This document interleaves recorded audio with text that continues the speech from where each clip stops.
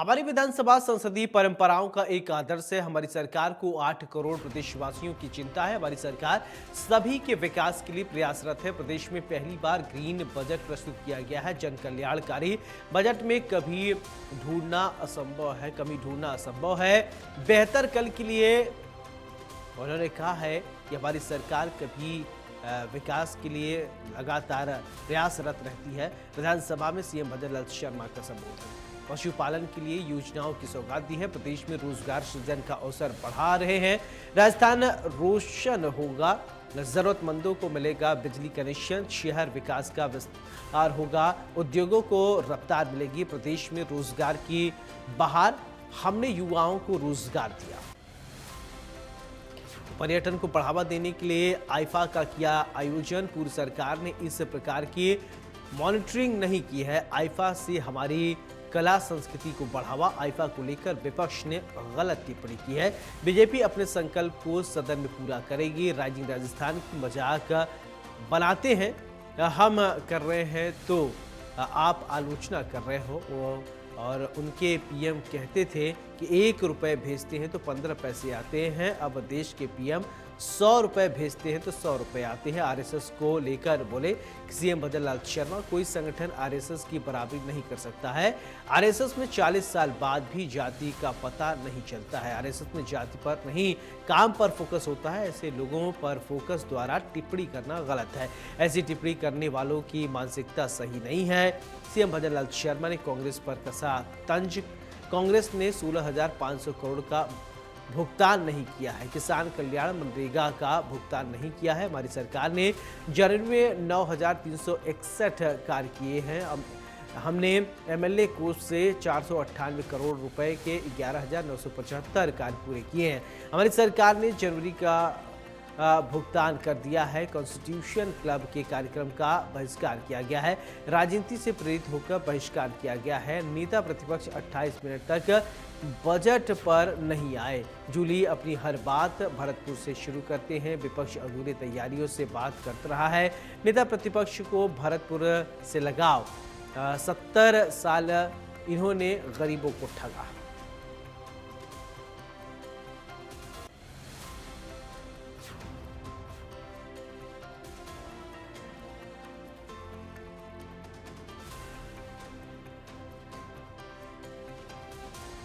तो विधानसभा में सीएम भजन लाल शर्मा का संबोधन, और उन्होंने अपने संबोधन में कई बड़ी बातें कही हैं। राजनीति से प्रेरित होकर बहिष्कार किया गया।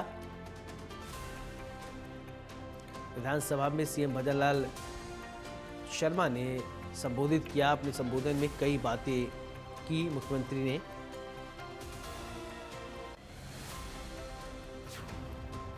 जूली अपनी हर बात भरतपुर से शुरू करते हैं। विपक्ष अधूरी तैयारी से बात रखता है।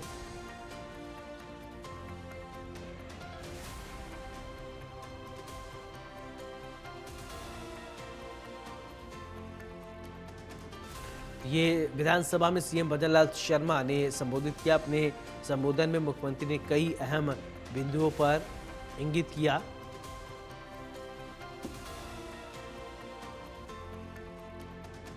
और 19 फरवरी को जिस दिन बजट पेश हुआ था कि हमारे कार्य करने की गति के कारण लगातार न सिर्फ घोषित कार्य स्वीकृत हो रहे, अब तो धरातल पर भी आ रहे हैं। गत बजट की घोषणा की प्रगति, जहां मेरे द्वारा राज्यपाल महोदय के अभिभाषण पर दिए गए जवाब 7 फरवरी 2025 के दिन 62% थी। आप प्रगति रिपोर्ट बता रहा हूं अभी आपको सदन के समय की, 62% थी। और 19 फरवरी को जिस दिन बजट पेश हुआ था वो बढ़कर के 73% हो गई। और माननीय सदस्यों को जानकर प्रसन्नता होगी कि ये प्रगति आज जब मैं बोल रहा हूं तो ये 82% हो चुकी है, 82% हो चुकी है।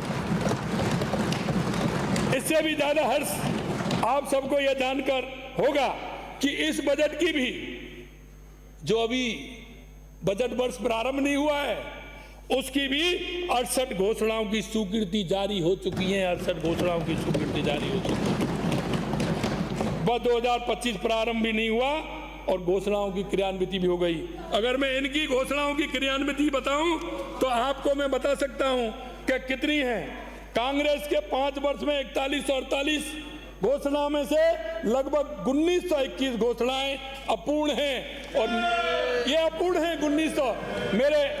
मेरे साथी कहीं भी आप मेरे पास आते हैं कि ये घोषणा, जैसा कि मैंने बताया, और आपके भी आते हैं कि हमारे समय में घोषणा हुई थी, ये 19 में हुई, ये 20 में हुई, ये 21 में हुई, ये 22 में हुई।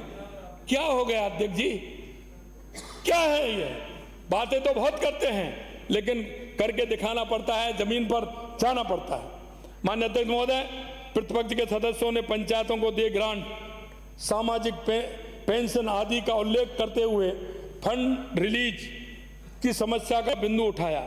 मैं आपके माध्यम से सदन को गत सरकार द्वारा दिसंबर 2023 में अपने समय के दायित्वों का भुगतान न कर लंबित छोड़ देने संबंधी प्रमुख मदों के विवरण अवगत कराना चाहता हूं। माननीय अध्यक्ष जी, पंचायतों को राज्य व केंद्रीय वित्त आयोग के 2180 करोड़ रुपए का भुगतान किया ही नहीं। 2180 करोड़ रुपए का भुगतान नहीं किया। वृद्ध, असहाय, विधवा किसानों को सामाजिक सुरक्षा पेंशन के 1443 करोड़ रुपए का भुगतान नहीं किया गया। किसानों के कल्याण की योजनाओं में 1316 करोड़ रुपए का भुगतान कहां हुआ, ये तो बताएं। ड्रिप एवं मिनी स्प्रिंकल संयंत्रों स्थापना हेतु हेक्टर में है 66,149 आपने किया, हमने 1,05,101 यानी कि 50% अधिक। कस्टम हायरिंग केंद्रों की स्थापना संख्या इनकी 92 और हमारी 412 है, 4 गुना से अधिक। सहकारी समितियों में नए गोदामों का निर्माण संख्या 2023 में 0, 2024 में 212। अब इसकी तो प्रतिशत भी क्या निकालूं मैं। सौर ऊर्जा उत्पादन क्षमता में कुल वृद्धि 259 मेगावाट और 1689 6 गुना, 1689 6 गुना। गौशालाओं को सहायता करोड़ों में 733 करोड़, 1233 करोड़ हमारे, 1233 करोड़, 65% अधिक। सूक्ष्म लघु एवं मध्यम उद्योग MSME की स्थापना से पूंजी विनियोजन करोड़ में 3219 करोड़ 23 में, और हमारे 24 में 11,500 करोड़, 35 गुना अधिक। विभिन्न श्रेणी अस्पतालों का निर्माण संख्या आपके समय में 2023 में 160, हमारे में 260, 1.5 गुना अधिक। मुख्यमंत्री जल स्वावलंबन अभियान जल संचय योजना के अंतर्गत राशि करोड़ों में 103 करोड़ रुपए 2023, 2024 में 915 करोड़, 9 गुना अधिक। केंद्रीय वित्त आयोग के अंतर्गत पंचायत राज संस्थाओं को हस्तांतरित राशि करोड़ों में, इनके समय 2023 में 1498 करोड़, और अभी हमारे 2024 में 4719 करोड़, यानी कि 3 गुना अधिक।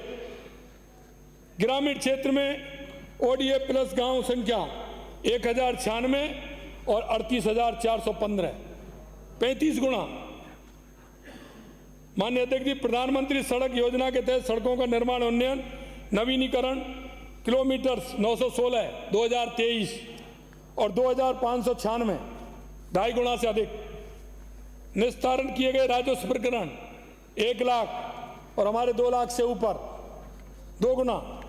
रोडवेज के निगम बेड़े में हेतु खरीदी गई बसें संख्या 0 2023 0 510। माननीय अध्यक्ष महोदय, अब मैं इनको और कितने आंकड़े गिनाऊं, इन तथ्यों से स्पष्ट है कि हम जनहित के विषय पर हर चुनौती और मुश्किलों का सामना करते हुए खुशहाल राजस्थान की संकल्पना को साकार करने में कोई कोर कसर नहीं छोड़ रहे हैं। इस संदर्भ में मैं प्रसिद्ध कवि श्री रामधारी सिंह दिनकर जी की कालजयी कृति रश्मि रथी की चुनौतियों का डटकर सामने करने की प्रेरणा देने वाली पंक्तियों का स्मरण करना चाहता हूँ।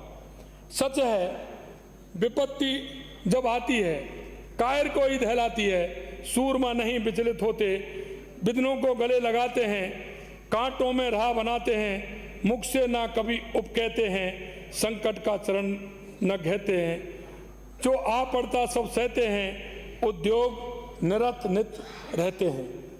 माननीय अध्यक्ष महोदय, विनियोग विधेयक के मुख्य बिंदुओं पर आने से पूर्व में प्रतिपक्ष द्वारा उठाए गए कुछ विषयवार बिंदुओं पर स्थिति स्पष्ट करना चाहूँगा।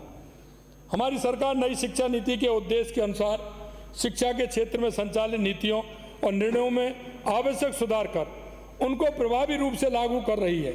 हम विद्यार्थियों के हित को देखते हुए जहां विद्यालयों की स्थिति में लगातार सुधार कर रहे हैं, वहीं आवश्यकता अनुसार संसाधन भी उपलब्ध करवा रहे हैं।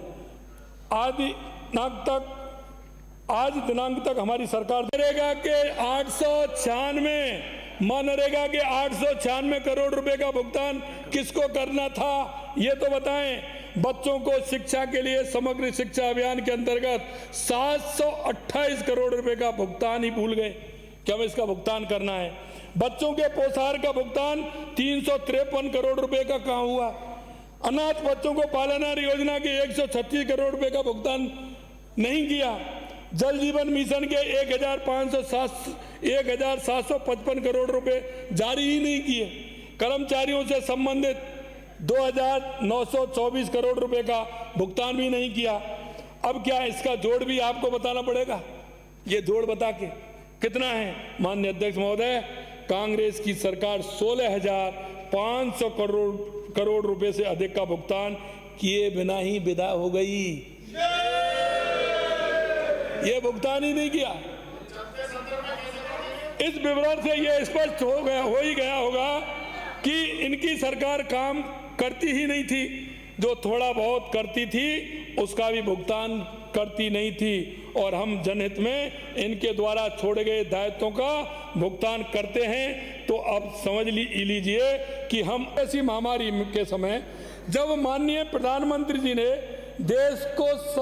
देश को संभालने के साथ साथ मानवता की दृष्टि से 100 से अधिक देशों को भी सहायता उपलब्ध कराई थी।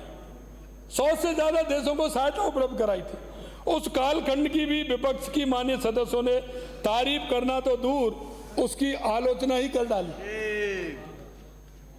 यदि हम प्रदेश के गत 5 बजटों का विश्लेषण करें तो यह स्पष्ट हो जाता है कि चाहे केंद्रीय करों में हिस्सा राशि हो, केंद्रीय सहायता हो, विशेष पूंजीगत सहायता योजना हो अथवा ऋण लेने की सीमा हो, केंद्र सरकार ने कभी भी कोई भेदभाव नहीं किया। हमारी केंद्र की सरकार ने, हमारी विपक्षी साथी जब सत्ता में थे तो अपनी कमियां केंद्र पर डालने की इनकी आदत सी बन गई थी, जो आज तक भी जारी है। इन पर तो कहावत सटीक बैठती है कि नाच ना जाने। मैं एक दिन कह रहा था, माननीय प्रतिपक्ष के नेताजी ने उस दिन भी कहा, मैं उसको भी दोहराना चाहता हूं। मैं सरपंचों के कार्यक्रम में गया, इनको मेरी सरपंची से वो आगे आ रहा है विषय, बड़ी वो है, वो भी मैं आपको बताऊंगा। माननीय अध्यक्ष महोदय, प्रतिपक्ष की डबल इंजन सरकार से अत्यधिक दिलचस्पी को देखते हुए और इसी के साथ इस बुलेटिन में मेरे साथ